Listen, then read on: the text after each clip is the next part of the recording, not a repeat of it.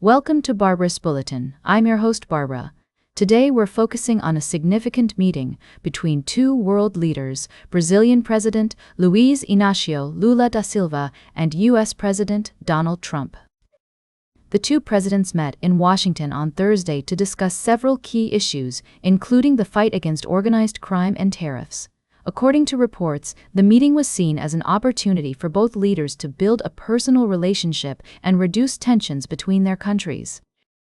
Brazil's President Lula, who is seeking re-election in October, aimed to boost his image at home by securing a positive outcome from the talks. The discussions centered around cooperation on fighting organized crime, a major concern for both nations, as well as tariffs, which have been a point of contention between the two countries. President Lula also sought to address the issue of certain groups being classified as terrorist organizations, a demand made by the U.S. that Brazil has been hesitant to fulfill. Analysts view the meeting as a strategic move by both leaders to avoid public friction, especially with elections looming in both countries. By steering clear of sensitive topics and focusing on areas of mutual interest, the presidents aim to create a more positive atmosphere in the bilateral relationship. It's worth noting that the meeting lasted around 3 hours, which some interpret as a sign of a genuine effort to establish a personal connection between the two leaders. Despite their ideological differences, both Presidents Lula and Trump seem to have approached the talks with a pragmatic mindset, seeking to find common ground and reduce the risk of new friction points. As we continue to follow this story, it's clear that the outcome of the meeting will have significant implications for both countries. We'll be keeping a close eye on developments and bringing you updates as more information becomes available. We'll be right back with more of today's top news on Barbara's Bulletin. Welcome back to Barbara's Bulletin. We're diving into the world of politics now as we explore the latest developments in the United Kingdom. British Prime Minister Keir Starmer is facing a tough time after his Labour Party suffered significant losses in local elections. The results have sparked concerns about his ability to lead the party and govern effectively. As we analyze the situation, it's essential to consider the various factors at play. Starmer's personal ratings have taken a hit, and the party is trailing behind the populist Reform UK party in opinion polls.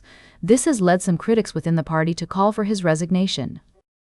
However, it's worth noting that senior cabinet ministers have publicly backed Starmer, indicating that he still has support within the party. The question on everyone's mind now is, could Starmer be forced out after these local election losses?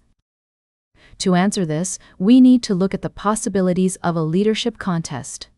According to Labour Party rules, a challenge can be triggered if there's enough support from within the party for a candidate to replace Starmer.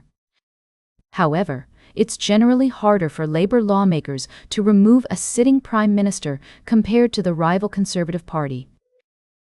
If a leadership contest were to happen, any candidate wishing to make a challenge would need to secure the public support of 20% of Labour members of Parliament.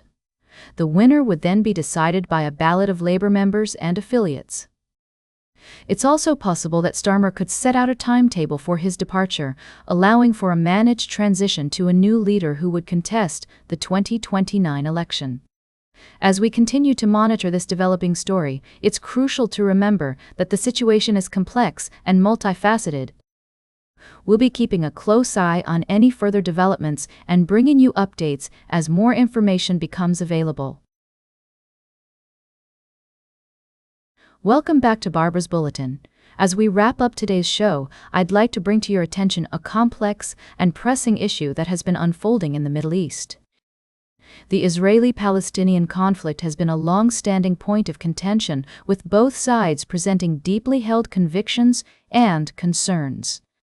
Recently, Palestinian diplomat Riyad Mansour urged the European Union to take a firmer stance against Israel's actions, suggesting that tough love is necessary to bring about change. Mansour emphasized that Israel is doubling down and not playing ball, making it essential for the EU to reassess its approach. The EU has indeed been grappling with how to address the situation, with some member states advocating for stronger measures against Israel, while others prefer a more diplomatic approach. The proposed freezing of a free trade agreement with Israel has been met with resistance from countries like Germany and Italy, highlighting the divisions within the EU on this matter. It's crucial to acknowledge the deeply ingrained complexities of this conflict, with both Israelis and Palestinians having legitimate concerns and historical grievances.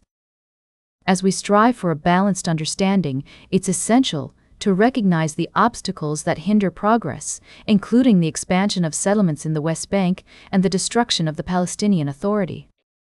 Mansour's words serve as a reminder that the international community has a role to play in promoting a peaceful resolution.